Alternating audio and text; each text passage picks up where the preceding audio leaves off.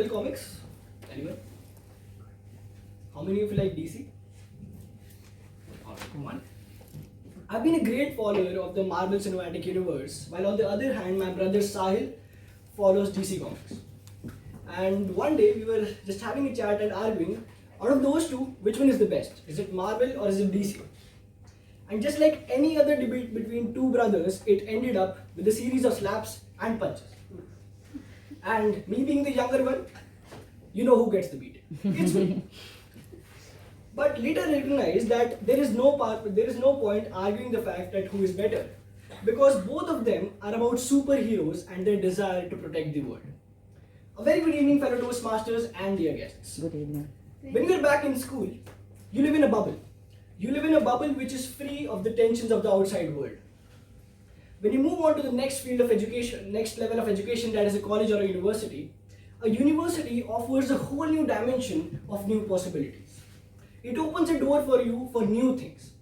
And when I moved to my university back in 2018, I encountered a lot of new things too. But there was one thing that I was really fascinated with.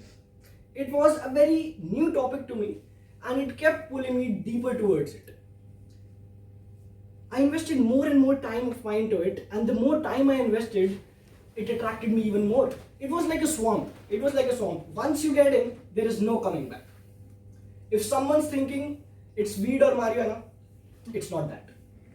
The thing I'm talking about is Rajneeti, the dirty game of politics. Back when I was in school, I didn't really care whether Mr. Narendra Modi is going to US or to the UK.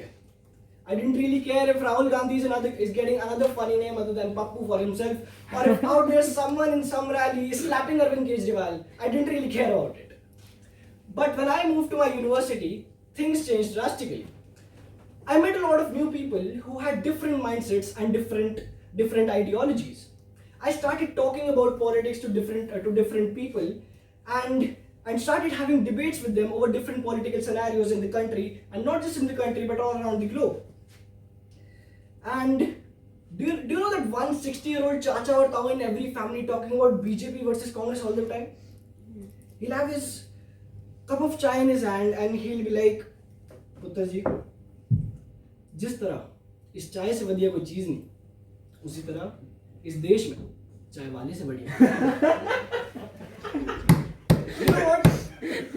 Back in 2018, I was the 18-year-old version of that. I was that. But politics is one such thing. It is one such thing which can start making you think rationally. When I started thinking rationally, I formed my own opinion. One of the biggest pluses, one of the biggest powers we have in our hands is to have our own unique opinion.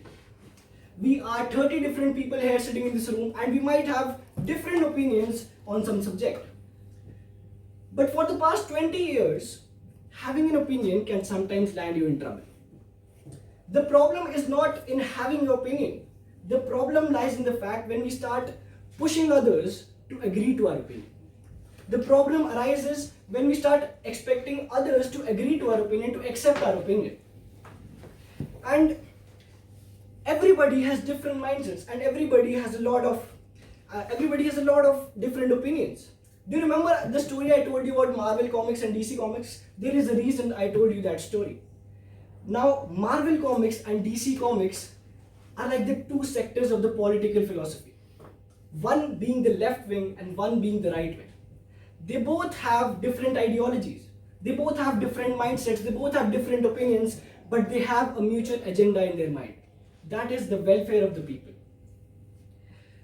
And similarly, one person can have leftist ideologies, and the other person can have rightist ideologies, and the other person can be absolutely neutral.